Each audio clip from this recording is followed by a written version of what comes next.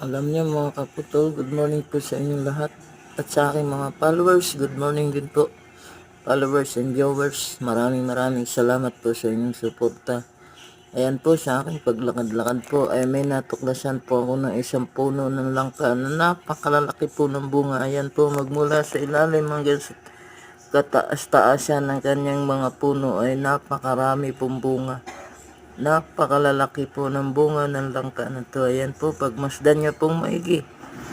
Sa mga hindi pa po nakakakita ng mga imported na langka, ayan po, makikita nyo po magmula sa baba hanggang sa itaas. Naglalakihan po ang mga bunga ng langka na ito. Ayan po, napakaganda at napakasarap po niyan pag nahinog. Natuklasan ko lang po yan sa aking paglilibot-libot sa aking mga kapitbahay. Maraming salamat po. God bless.